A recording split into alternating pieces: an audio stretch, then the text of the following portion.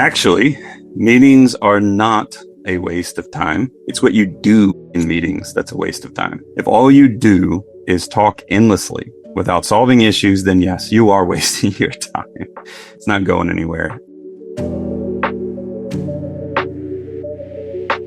I think I heard Lencioni say once, the reality is that for most of us who are decision makers, we're going to spend the majority of our time in meetings. That can actually be a very effective thing if you know what that meeting is aiming at. And so if you can find ways to target the meeting towards impacting people in the business and in the real world, you're going to be a much more effective and productive change maker. And so I think all of us long for impacts in our company. And so here's a great way to do that. If you really do care about the culture that you're building and like trying to build something more sustainable for both yourself and the people that are there, and you care about employee retention as well, you will stay true to it in the hiring process.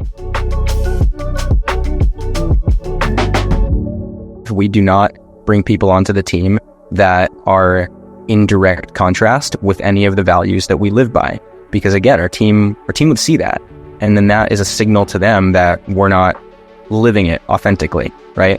And so we have a low tolerance for it. And it's even, we manage to it, like when we have, performance conversations with people, show up ready is a value. And so you could cite how somebody did not show up ready or persists to not show up ready to the meetings that they're on internally or externally. And so this is something we manage to and can manage out. One of the worst things you can do in a training is talk at people forever. Okay? You will not get the engagement. And I think we need to think about engagement in terms of a direct correlation to retention. When someone is engaged in content and when they're engaged in whatever they're seeing on the screen, if they're engaged in what's being said and shared with them, then they retain that naturally much longer because it's important, it's valuable to them. They see the value in it. These can be really simple things. Social events outside the office that you structure for people to get together informally to just spend time together. It can be celebrating birthdays in the office. It can be starting meetings with some kind of check-in process, some sort of informal, going around the room and letting people maybe acknowledge what's distracting them from being fully present in the meeting. And then people are more likely to share things that maybe aren't directly work related, but just anything that helps people to know each other, to know the challenges of the different work roles that they have, and to get a sense of the context that people are operating in when they come to work every day.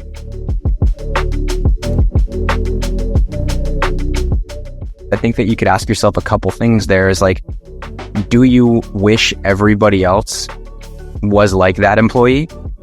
Like, is that employee an all-star that you wish more of your employee base was like? Or are they an outlier that is kind of toxic to the rest of the culture and the employee archetype that you're building? And so, because you might be in a situation where maybe you didn't do an amazing job hiring to or defining those core values early on, and now you did, but are they the right ones? And like, is this person such a top performer and have the right attitude, and you need to shift the culture to be a little bit more like them? Is it that you need to rethink your values to more align with that employee and to bring the rest of the employee base there, and it's a messaging and a positioning kind of thing? Or truly they just aren't on board with what you're doing and how the rest of the team is building and what you live and breathe? And if that's the case, then personally, I would find another high performer, because it's sending the wrong signal to the rest of the team. I remember very vividly, I was once in a meeting early in my career when we're kind of going around the room. There's 6 of us in a boardroom. It was a team meeting. My boss at the time, he asked, what do you think our next step should be here? I was talking about a particular project at the time. And so I gave my answer. I think I spoke for a couple minutes. And when I finished, he said, yeah, but Ty, what do you think our next step should be?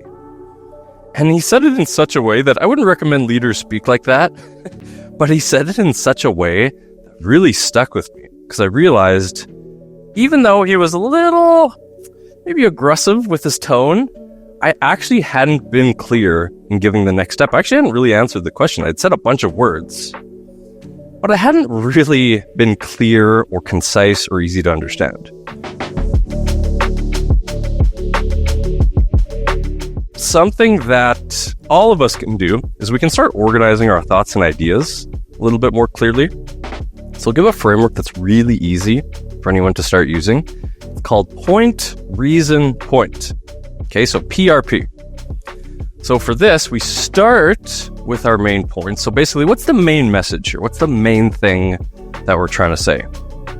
So if I was answering the question, what should our next step be? I would say that our next step should be to reach out to this person. Okay. Now, the reason, the second step here is, why do I think this? So why do I actually believe this point? Why is this the next step? Okay.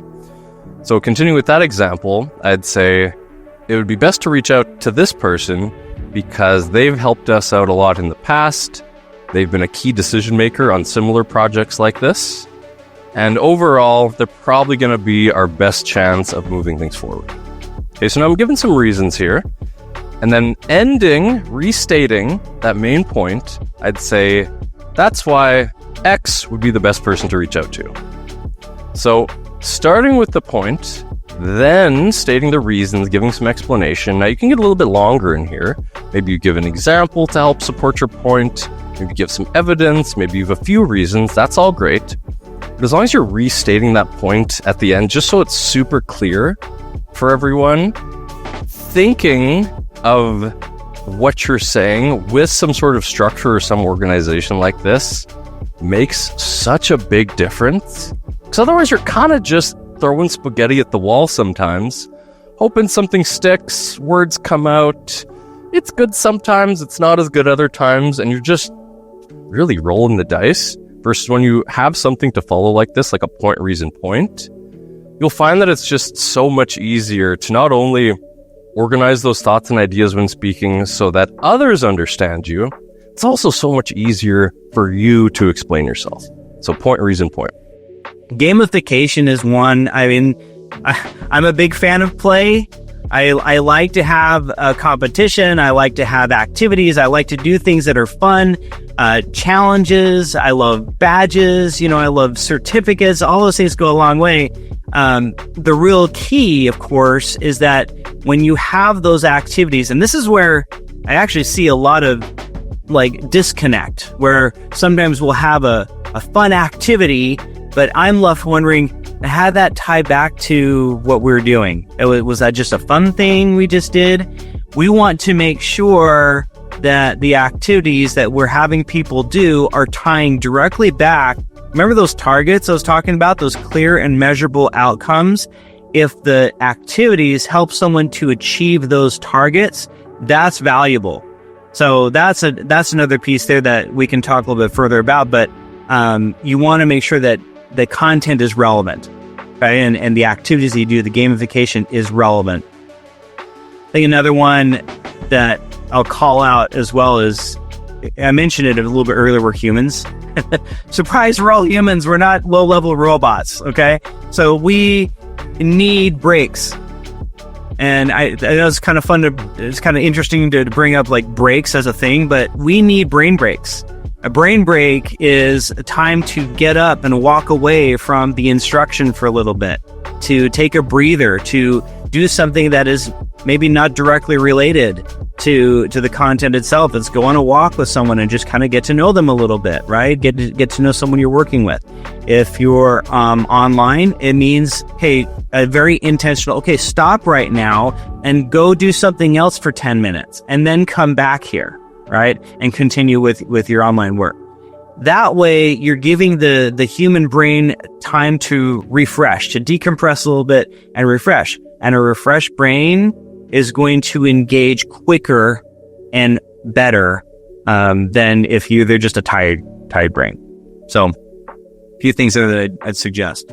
Totally agree. Those 4-hour, quarterly planning or annual planning meetings or team meetings, that you have once a year and it's 4 hours, that 15 minutes or 20 minutes in the middle of those 4-hour segments is key. Like I get energy, you can get up and walk around, I'm engaged again. I'm not like, nodding and falling asleep because sometimes it's just a matter of your brain just being in that lull state for so long. And it's not that the content's not engaging. It's just that, it can become tiresome just to sit there for so long and listen. That is such a great point. I love that you just said that because you're right. I mean, it could be perfectly engaging, but we're human. We need to stop after a while, right? So I love that you brought that up. A little bit of advice that I've just learned from experience is you need to set to-dos with the expectation of Jason Bourne levels of amnesia. Like you need to write that to-do knowing that everyone walks out and immediately gets the Men in Black zap and forgets everything. Because if you don't, then everybody comes back in 7 days like, what was I even supposed to do? Write it down so that it's clear, smart, black and white. You're going to forget it. And honestly, it'll probably be procrastinated. But as long as you maintain consistent meetings, everybody like the day before will be like, oh, I got to get that thing done. And then it gets done. And so make sure that it's really clear and everybody can afford to forget everything that happened in that meeting and will still know what to do 6 days later.